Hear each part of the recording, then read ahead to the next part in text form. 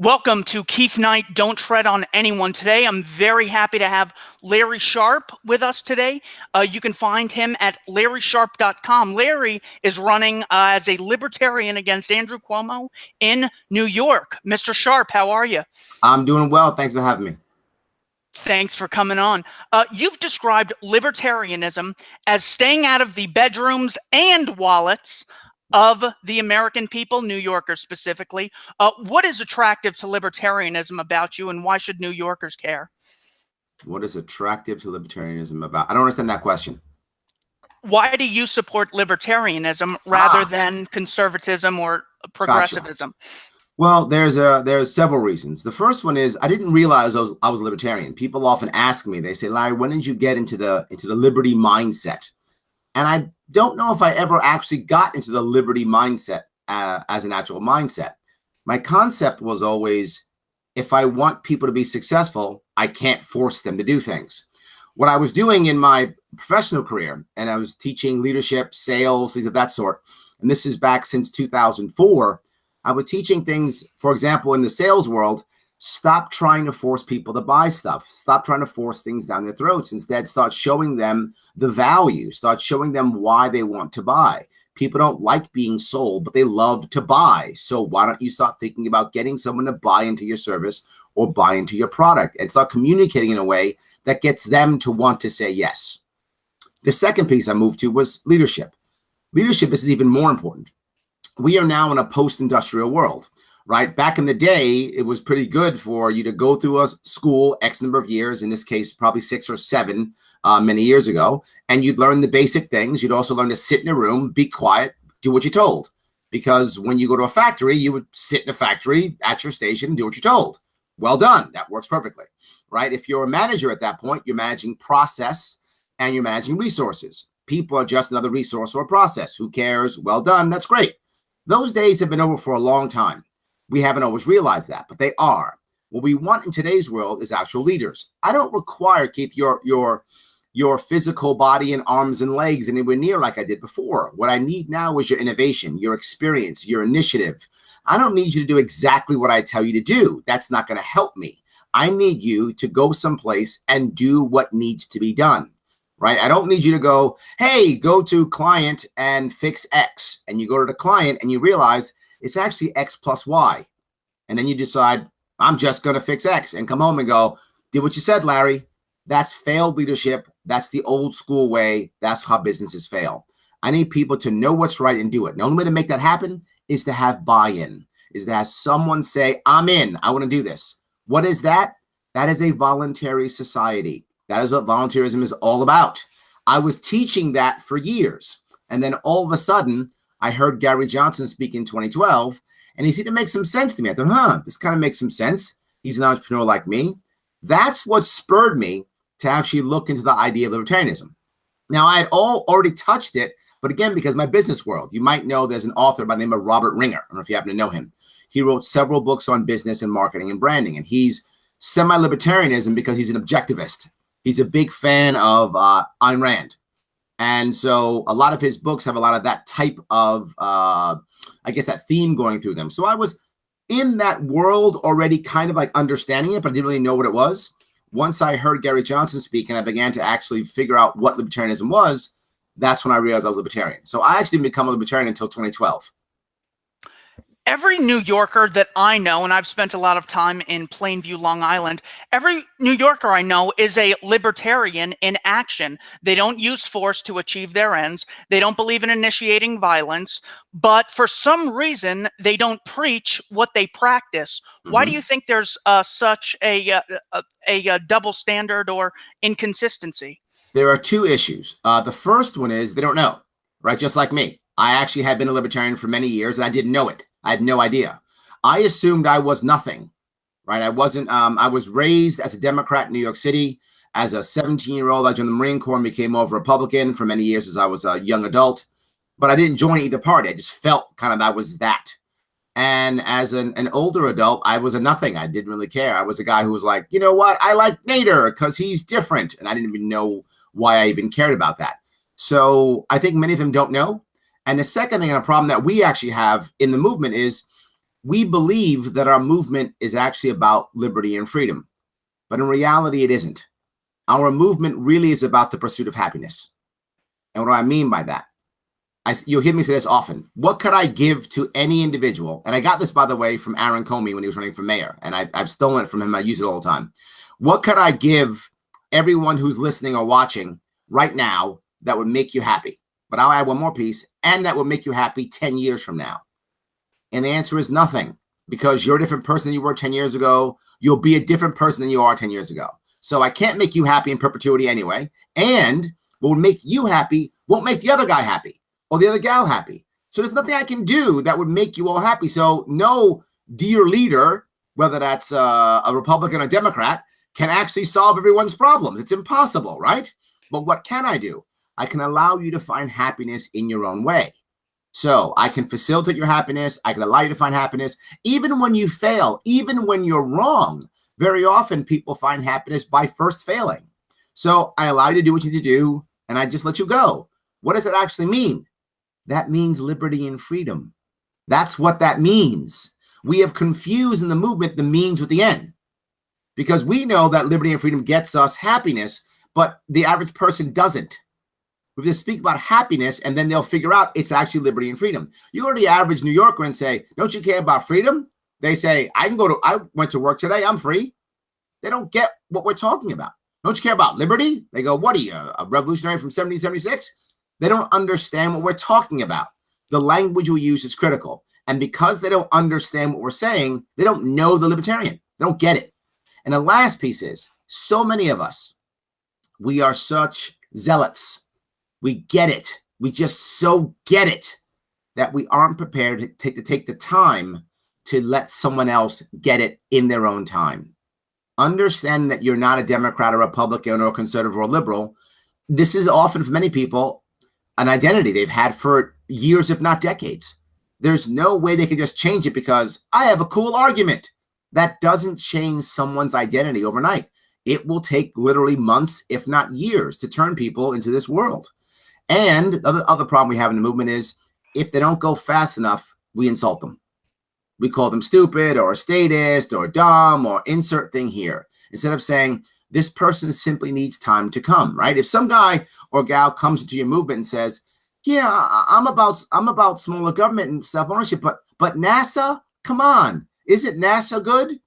What we should say is, you know what? NASA is nice. I do like NASA. Why don't we talk about NASA next week or next month? How about now we talk about your property rights? How about that? And just let it go and let them enjoy NASA, because NASA is cool. I get it. So let's not be mad at them for that. Let's just talk about that later. It's okay. But we don't. We go, NASA, there's always a better way. And why is the government? And we just attack a guy who happens to like NASA. Let it go. It's okay. We'll talk about it later. And we often fail at this. So a lot of it is our communication. A lot of it is our desire to be right now versus allowing us to be right a little bit later. So if we can be more inclusive in moving people forward, I think we'll have the movement move forward better. More people will get it. On January 29th, you had a tweet from your account that included 3 words I want you to explain your position on. The words were voluntarism, self-ownership, and the non-aggression principle. What do those mean to you? Yeah, those are words that I will often put out there for 2 reasons. A phrase, I should say, I'll put out there for 2 reasons. One is to let people who are in the movement know that I get it. I want them to realize that I still get it, even though very often my communication will be to the masses. So it won't feel like I'm one of you, if that makes any sense, right? So when you know that I still get it, right? I still get it. My goal is to bring more people in. So that's step 1. Step 2 is I'm hoping that people actually notice and go, what is that? What's self-ownership? What is that? So that's my hope, is that I will get that out there. So here's, I'll go through, which one do you want me to touch first? Voluntarism.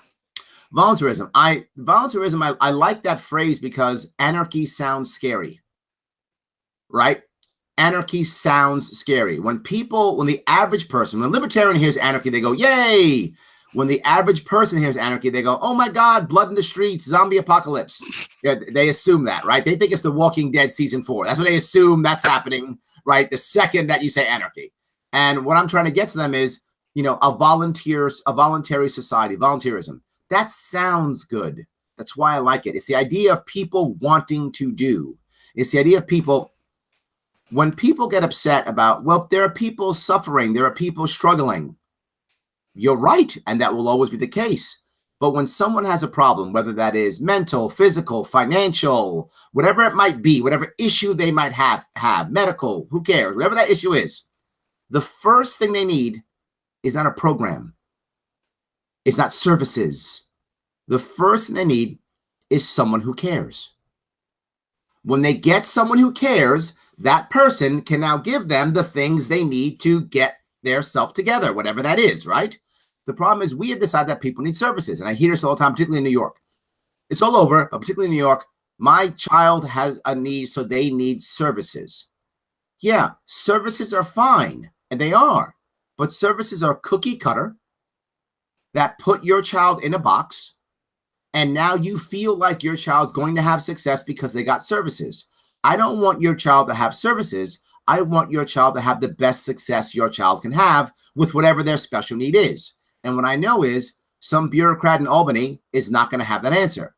But with some individual who maybe has had that issue before, who knows children who've had your issue, who's worked with them, might that person know? Yeah. And they also might be able to tell you what you can expect and help you decide what can be success for your child and for your family, right? People say, well, there's special needs, they need X. If you have anyone in your life who has special needs, I have a niece who's autistic. If you have anyone in your life who has special needs, it's a wide spectrum of what special needs are. You know, there's one special needs child whose success is getting dressed on their own. Another special needs child's success is having a job and living on their own. And the wide gap in between. How can you decide what success is? By services. I want volunteerism means I get what's real. And that is the individual decides, I want to help you. And when they want to help you, you get good help. It's the idea that it's not about someone saying, here's a cookie cutter. We've checked the box. Have a nice day. It's we want to help. We want to make things happen. And you might say, but Larry, that never works. That's completely not true at all. All of the best, if you've seen any of the programs that government has even tried to adopt, almost all of them began as voluntary programs. Almost every one of them. And then the government grabbed them and they became worse. That's almost universal. There's some exceptions. But very often, it worked well before and now doesn't. The best programs are now voluntary. In fact, there's one right now in Massachusetts that I'm talking about. I'm going to bring to New York. It's called Humvee. And it's housing units for military veterans. And it's a prison system just for people who are veterans. And it's run by one paid guard and the rest all volunteers. That's happening now. People who want to help veterans. And there are literally millions of people who want to help veterans and will do it well for free. But Larry, there's no credentials. Does it work? The recidivism rate right now in Massachusetts is about 70%. And that's pretty much throughout the entire country. It's about 70%. For that program, it's less than 5%. That means less than 5% of people come back to jail from that voluntary program. This is what volunteerism is about. People wanting to do, people deciding to do, and people deciding what is success among themselves. This is the goal. What is the non-aggression principle? This is a harder one for people to deal with. And some people fight on this. So I look at it as a very simple idea of, I never want to initiate force. Force is not by default a bad thing. Force can and should be used in many cases, but it should be used when there is a violation of someone's rights. And the best example I always bring is, when people have a problem, they very often say, there ought to be a law. There ought to be a law. That's wrong. There ought to be a law. Now, the problem is the first part, that's wrong, may be true, but the second part, there ought to be a law, is rarely true. And the problem is law, remember, at the end of almost every law, with some minor exceptions, is always a guy or a gal with a gun who will put you in a cage, right? That's the end of almost every law. which means by default, law is force. Government is force. They are the same. They are equivalent. They are equal. If that's true, when should I use government? When should I use law? I should when there are things like threat of life, loss of life, threat of loss of property, loss of limb. Oh, of course. When you're losing your life, liberty, pursuit of happiness, when you're losing something, force is appropriate. I would like the police or cops to take care of people when there is actually force involved. Yeah. So the non-aggression principle says, why would I use force when no one's using force on me? Right? I don't have a problem with people saying, as an example, cigarettes are bad, you shouldn't smoke. I think that's awesome. But my point is, do you as an individual believe that I have a right, me personally, to come to someone's house, grab a cigarette from their mouth, smack them in the face, take the cigarette and throw it out and grab the cigarettes and burn them? Of course you would say, no, Larry, of course not. Well, then why should cops do it? Yeah, that is the difference between Jehovah's Witness coming to your door and saying, here's what you can learn about. Here's a book you can read. Here's where our church is. You can come talk to us. We really want you to believe this. That is non-aggression principle and voluntarism. Force is come to our church or we're going to put you in a cage, resist the cage, and we'll shoot you. It's a principle we live by every day that we just have to extend to government. Well, I'll give you a great a good example of how it failed in New York City, and that was, if you remember, in New York City they tried to ban, I think it was 16-ounce sodas. I think sodas up to 16 ounces. Remember that? Yes. Now here's where this actually, and you're having a soda now. Perfect. Yes. So the problem that we had here is the science behind what Mayor Bloomberg at the time said is absolutely true. The science is demonstrable. It's correct. If you give people smaller sodas, they will drink less soda. That is repeatable again and again and again. Well, people could buy more soda. They don't. That's simply what happens. It is absolutely true. The science is correct.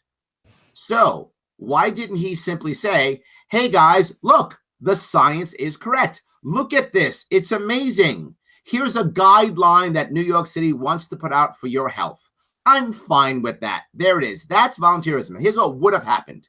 What would have happened is there would have been some health conscious, cool stores in New York City, restaurants, who would have said, we care about your health. We're only going to give you 16-ounce sodas. And now that's a marketing tool for some restaurant, someplace in New York. Others would have followed.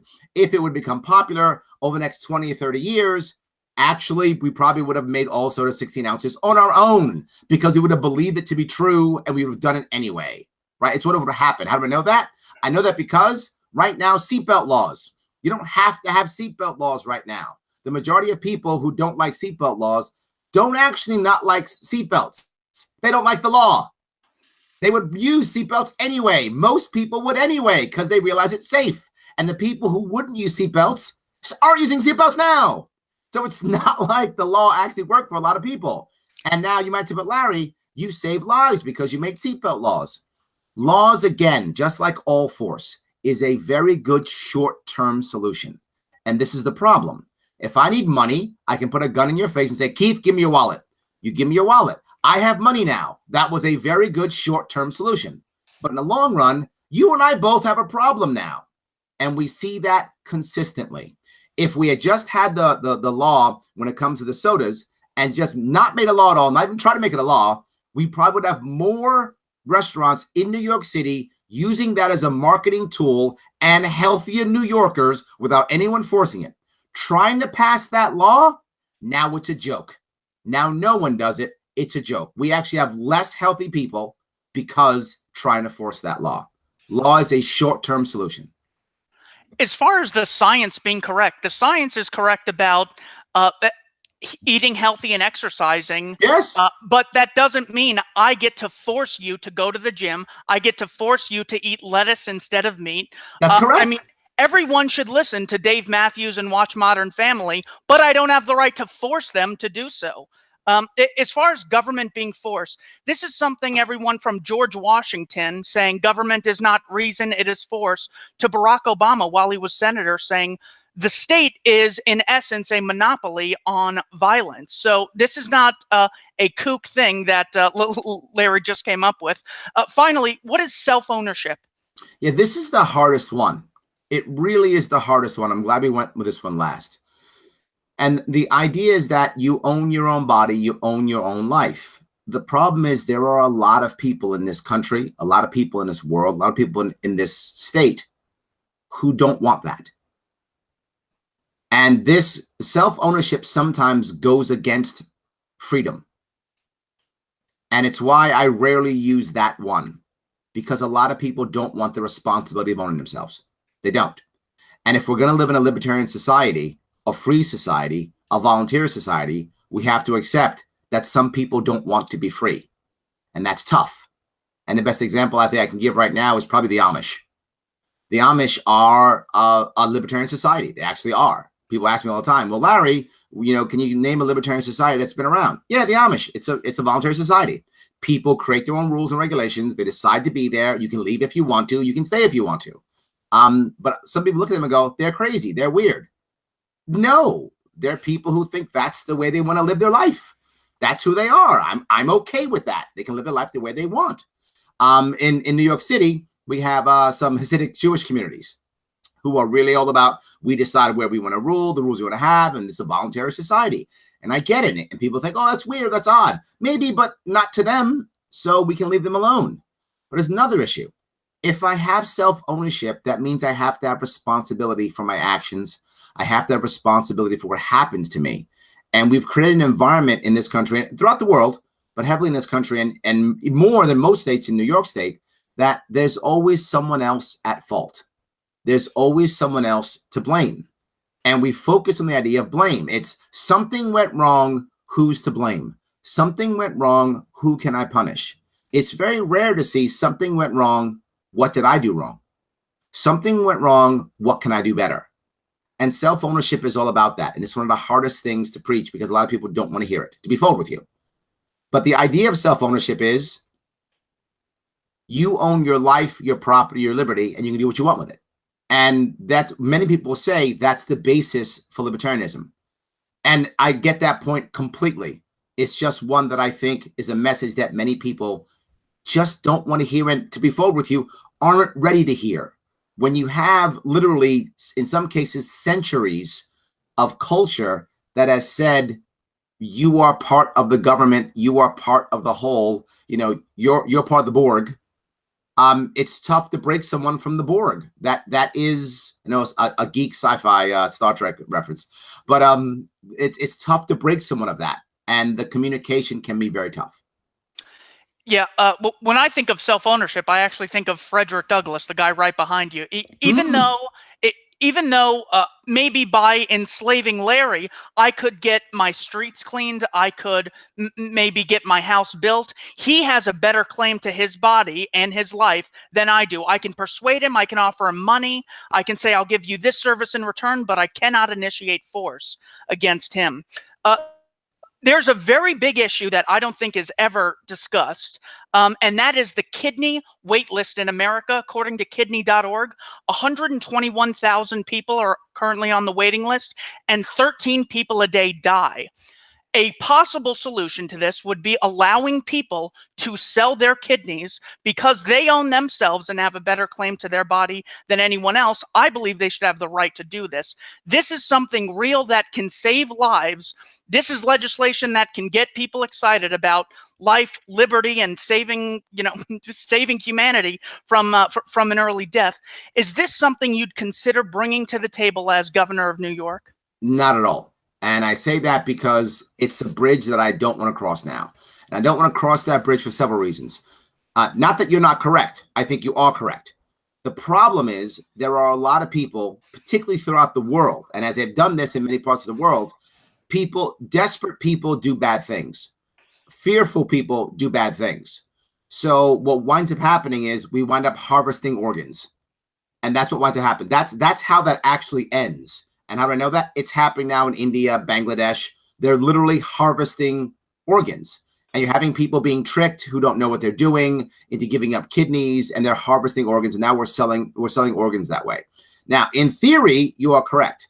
But why in the world would I bring that up? Because the second I bring that up, they're going to say, Larry, you want to harvest organs from India. That is, why would I go there? There are so many other problems in this state, so many other problems in this world. It's not a place I'd want to work on right now. I'm not even sure the world is ready for something like that, to be forward with you. I mean, in theory, you could say, well, you know what? You could sell your body into slavery then, right? Why not let slavery be legal? You could sell your body into slavery, and you could. But if you did that, half of the developed world will be in slavery right now if it isn't already in. I'm not sure the world is prepared for that. And I know it sounds bad for a lot of people I know, but this goes back to my self-ownership issue. It's why it's the last one that I talk about. It's a hard issue because of cultural issues. Culture is stronger than law. Culture is stronger than violence. Culture is the strongest force in the world. You want to get massive people to do bad stuff? Culture. Culture makes that happen. The reason I bring that up is because there is a shortage of kidney accessibility in America, whereas there's a surplus of people willing to give their organs up in the one country it's legal on the planet, and that's Iran. So that is the reason I bring that up. As far as capitalism goes, hold on. I want to say I'm not saying you're wrong. Okay. To be clear, I wasn't saying you were wrong. I was saying there are so many other issues right now that are affecting the state and the nation. I can't put that as a priority. Fair enough. As far as capitalism and wealth goes, we've talked about morality. Examples of taking Germany and splitting it up into East and West Germany, taking Korea and splitting up into North and South, America versus the Soviet Union. I think it's very clear that capitalism and free markets are not only moral, but they create a great amount of wealth for all people. Why do you think this is a hard message to convey to a lot of people who are anti-free markets? Several reasons. Because the number one is the average American, when they hear capitalism, they think crony capitalism. That's the reason why, right? Crony capitalism is basically socialism, right? Or fascism, but it's not actually capitalism. But the problem is so much of capitalism actually is crony capitalism. That's the number one issue. Crony capitalism has destroyed New York and has destroyed many parts of the United States because we always think, and this is the funny part, the goal of regulation was always to protect the little guy, right? That's the goal of regulation. Oh, we'll regulate these companies and we'll get involved and we'll help decide what company gets this and gets that because that will help the little guy. That sounds amazing. I love how that sounds. It just never works that way. What winds up happening is the big companies wind up creating the regulation, drawing up the regulation, getting around the regulation, and the little guy gets crushed. So when people hear capitalism, they think it's crony capitalism. That's the first reason. Second, capitalism sounds bad because there's obviously going to be winners and losers. And that feels bad. This is an emotional issue, to be very forward with you. Capitalism is an emotional issue, right? But socialism sounds awesome. It's got social in the name. Clearly, socialism sounds good, right? So we have that emotional issue that we have to get over. And very often, the libertarian tries to fight an emotional problem with a logical answer. That fails all the time. You have to solve an emotional issue with an emotional answer. And the answer isn't, but capitalism has help, but capitalism is this, but that's not capitalism. They don't hear the but this. They don't hear it. They just don't hear it. You've got to start telling people, okay, great. I'm happy that you would like socialism. Good for you. You love Bernie. Yeah, Bernie bro. Got it. Awesome. Just have a question for you. What happens when someone doesn't want to do it? What do you mean? What happens when someone doesn't want to give up their money? Well, they should go to jail. So violence. And you just start to get them to go, wait a minute, I didn't say violent. I said socialism. It's got social in the name, right? And they're not getting the violence. They're not getting the pain. They're not getting the stifling. They're not getting the lack of innovation. They're not getting it. They're getting, Bernie sounds cool with his 1%. And they're right. Bernie does sound cool when he goes to 1%. He sounds cool. That's great. They don't even realize what Russia was, what China was. They don't get that at all. They see China as a miracle and see how great it is. They're making our toys. Now they're making everything. They're making our clothes. Particularly the youngster. The youngster doesn't see socialism as bad because they don't remember the Cold War. Look, I was in the Marine Corps in the 80s. I'm a Cold Warrior. So I remember the fear of the Soviets and that type of thing. A lot of youngsters don't. And on top of that, socialism really sounds good. Look, the Swedes do it. So, and the Swedes are tall and handsome. Look at that.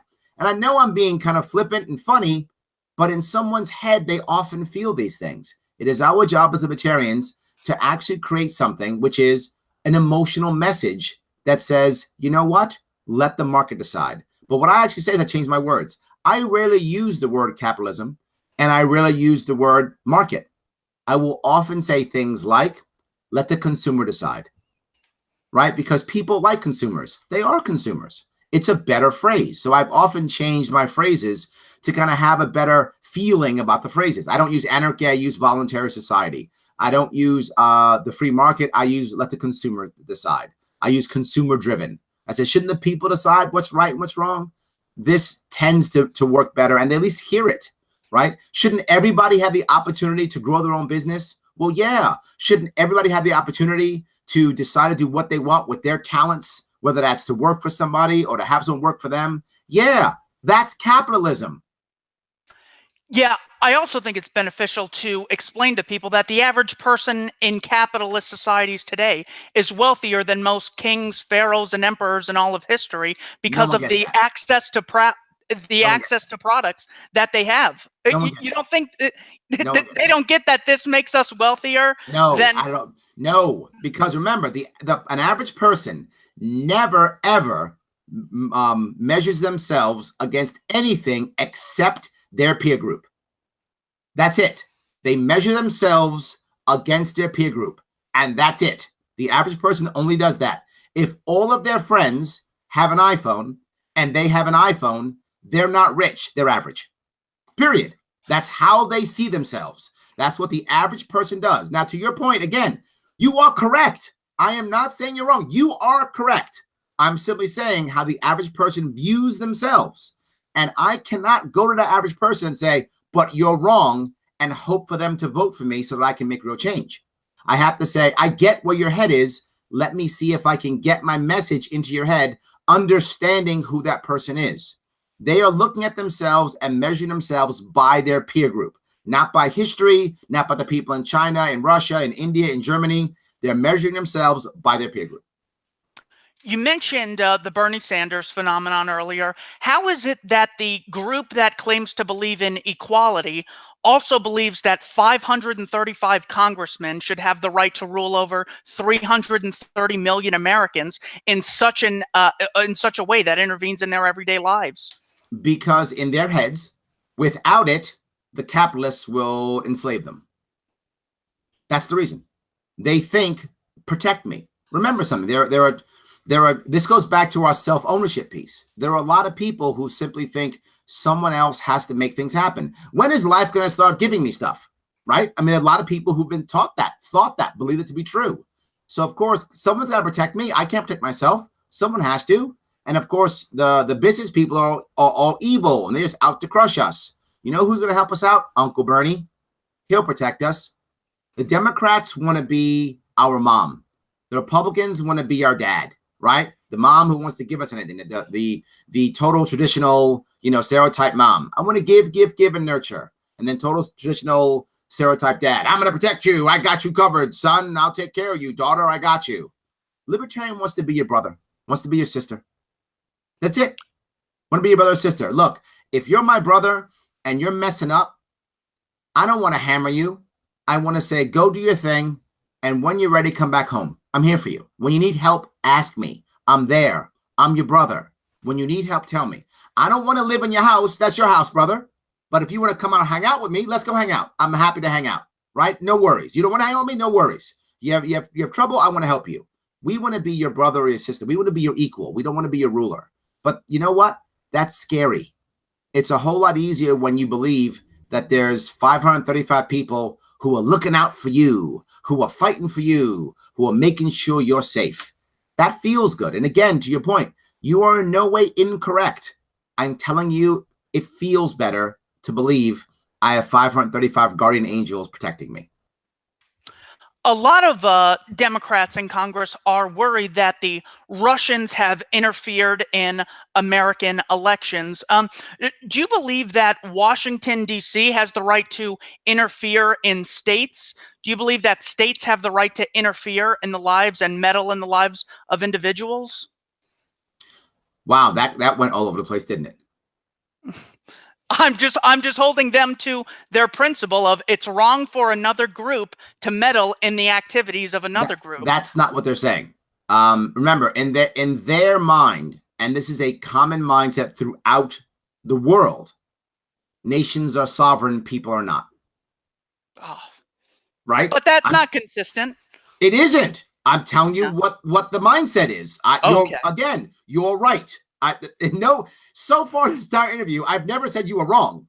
I'm Okay. simply saying how people think. Again, we're talking culture versus reality. We're talking emotion versus logic. Their logic is people belong to the state, but the states are sovereign, right? That's their logic. If that's your worldview, that makes total sense. Is it an inconsistent worldview? Yes, but it is still their worldview. So if that's your worldview, that is a perfectly logical answer, considering the framework you have created, which is people are not sovereign, but states are. Does that make sense? Yes, it makes sense, but I feel like it's important to point out that inconsistency. Agreed. With that in mind, we have to accept where the culture is. The average American still believes that, the Russians are hurting us, but we vote for our guys so they can hurt us. I'm serious. Look, you hear politicians literally say elections have consequences. What they mean is, because we voted, we can now impose our will upon you. And you hear most Americans go, yep, that makes total sense. I want to talk about you personally. After the recession hit, you were losing your business. Your second child had just been born and at 19 days old had open heart surgery. True. Your mother was diagnosed with terminal lung cancer, and your wife moved into the hospital with your second child. How do people get out of hard times without using the force of government? They usually don't. Is it possible? Only if you have an amazing social structure. That's about the only way. And again, I'll bring up the example of the Amish, right? It's not required for the Amish to say have insurance or bankruptcy laws or any of those things. They don't need any of that stuff. Why? Because they have an agreement among themselves that if my house burns down, everybody comes over and builds me a house. If my child gets ill, someone comes over and watches my kid while I go work the farm. That's an agreement they all have, and they know that. Otherwise, you don't stay with the Amish, right? The social pressure and a social contract that they've actually signed, in their heads at least, if not actually, but they've actually agreed to, right? They've agreed to it. If you're Amish, you agreed to a social contract. If you're Amish, you have agreed to that. So you're going to go do that stuff. Out in America, we don't have that. So almost impossible, unless you have a very deep social structure. Does the government have the right to monopolize any weaponry, in your opinion? This is a hard one, right? And again, in theory, no. In practice, I'm actually unsure, right? Because in practice, do we say anyone can have a nuclear weapon? And the reason I say it is valid threat is a valid reason to use force, right? If I draw a gun and point it at you, you have every right to use force to stop me from pointing that gun at you. Does that make sense? Because that's a valid threat. I have a loaded gun pointed at you. With that in mind, even though I haven't pulled a trigger or even said that I'm going to pull a trigger, if I have that gun pointed at you, that's a valid threat. And if you were to use force to eliminate that threat, that's a viable use of force. Is someone having a nuclear weapon, is that a viable threat? Is that a credible threat? If so, the use of force would be appropriate in stopping that. So I'm unsure. I haven't thought. I mean, that The world is so far from that. That's another question why would I even bring that up? We're so far from that. I don't know where we would go. So I'm not sure it's a valid. I'm not sure it's a good question to even cover, and I haven't put much energy on it because we're hundreds of years from that. The reason I bring it up is because the people arguing for gun control today are not saying AR-15s should not exist. They're saying they want the government to have a monopoly on AR-15s. That's why I bring it up. Yes, but you said any weapons. You said all weapons, right? Yeah. And owning a firearm, whatever firearm that might be, whatever firearm, whether that's a machine gun or whatever it is not an obvious threat. No question. So it doesn't apply. Right? Does not apply. There is no obvious threat in owning a firearm. I am unsure, and that's my point, in owning large weapons of mass destruction. Does that make sense? Absolutely. And the point is, it's a moot point anyway. We're nowhere near that happening. It's a theoretical question. And if I was talking theory, I'd have to come up with the answer is owning something that big, is that a viable threat? If it is, then yes, force is totally appropriate to be used. There was a debate in New York with Andrew Cuomo regarding free education, and by that he means the government pays for it, so it's actually not free at all. It'd be like saying the military's free because government pays for it. What is your stance on free education as proposed by Andrew Cuomo? So we have an issue in New York, and that is our Constitution says everyone gets an awesome education. And I hate that part of our Constitution, but it is. So we have a problem, right? We have a Constitution that says everyone gets cool education and labor is primary over everything else. So we have a Constitution that is set perfectly for about 1948. I mean, boom, right there for 1948, the perfect Constitution. Sadly, it's about 70 years from 1948. So our Constitution is about 70 years too old. But yes, that's a problem. So I get where he's coming from because our Constitution says that. Plus, he likes free giveaways. He likes free stuff. And again, this goes right back to what we talked about. Free college sounds amazing. It really does. It's got free right in it. That's amazing. It sounds great. The problem is people believe that once you get educated in college, that now means you get a better job. And that college itself is very valuable and awesome. That's not true. The reason why college used to be so powerful is because it was rare.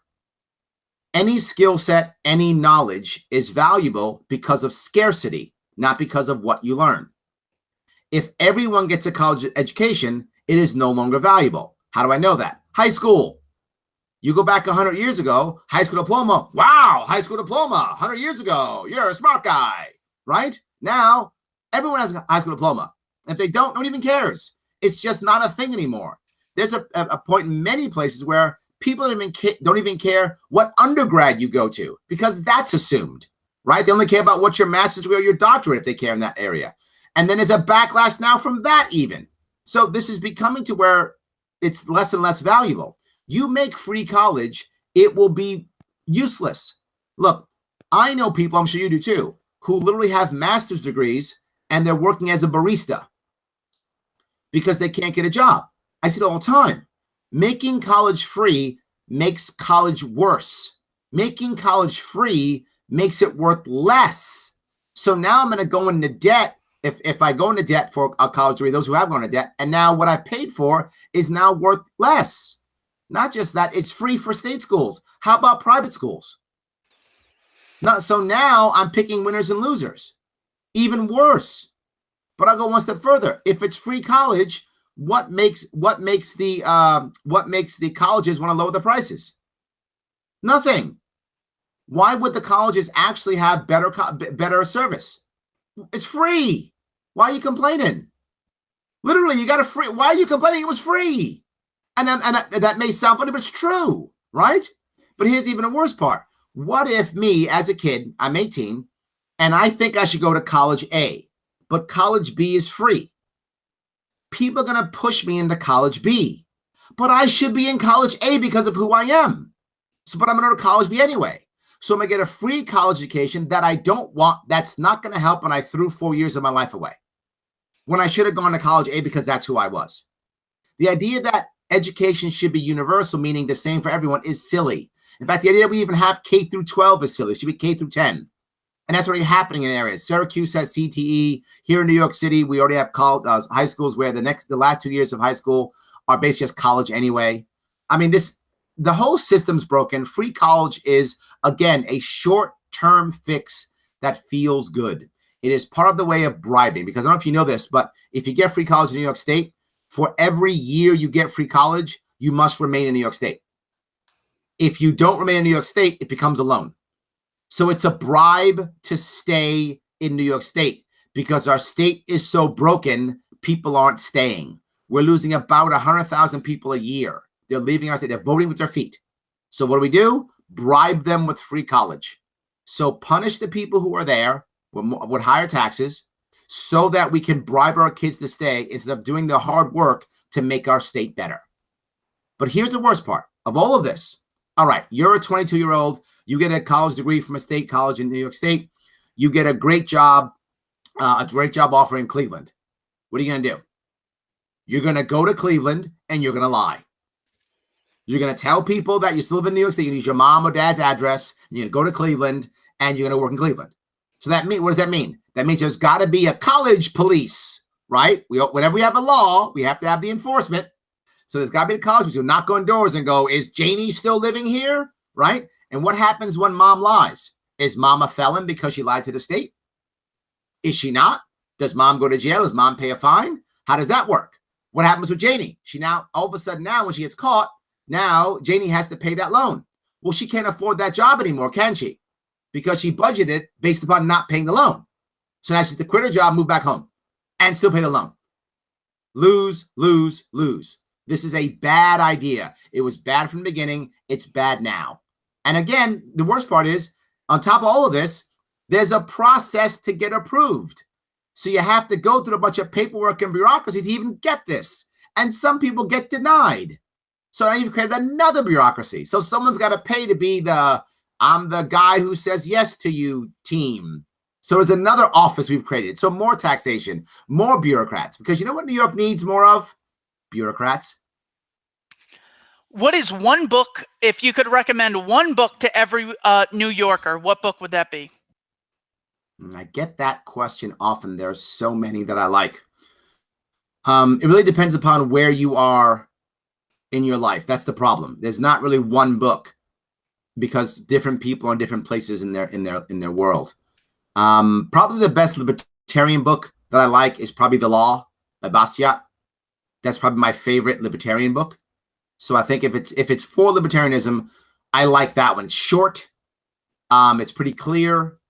I think you can see how the parallels function here as he did in France in the 1800s. I think you can see the parallels. So if I had to pick one, it probably would be that one. If you could have dinner with one person throughout all of history, who would it be? Dinner with one person. So is the person alive or dead, or does it matter? Doesn't matter. Dinner with one person throughout all history. The tough question to answer.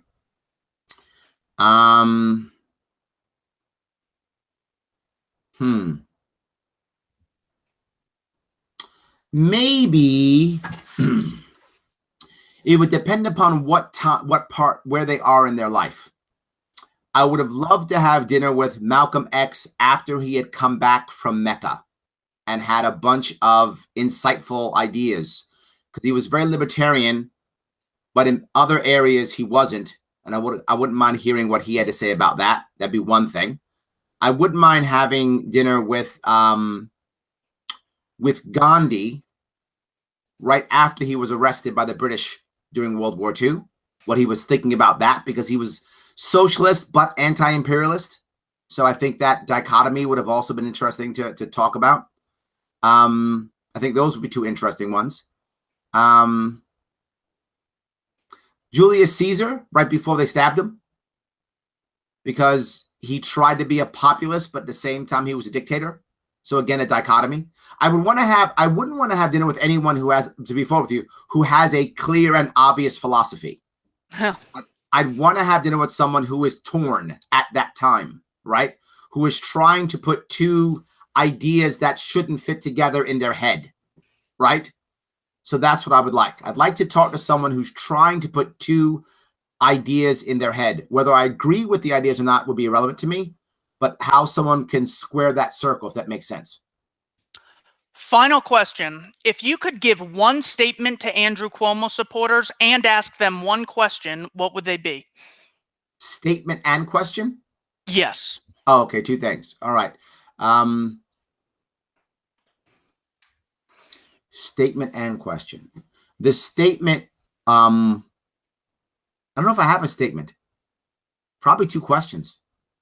What would those questions be? Yeah, I don't think I have a statement. Because any statement I would make, if you're Andrew Cuomo supporter, you wouldn't believe or hear anyway. Okay. Right? You just wouldn't hear it. You would no, Andrew's awesome. I love him. It wouldn't work. So I'd rather ask a question. And the question would be, who is responsible for the last 7 years of failure in New York State? And the second question I would ask is, do you want New York State to continue on the same road it's been on for the past 7 years? Larry Sharpe, thank you so much for your time today. I really appreciate it. Below we have LarrySharpe.com. We have a link to his Twitter account and his Facebook page. Mr. Sharpe, I greatly appreciate your time today. Thank you so much for sharing your philosophy with us. Have a great day. Thanks for having me.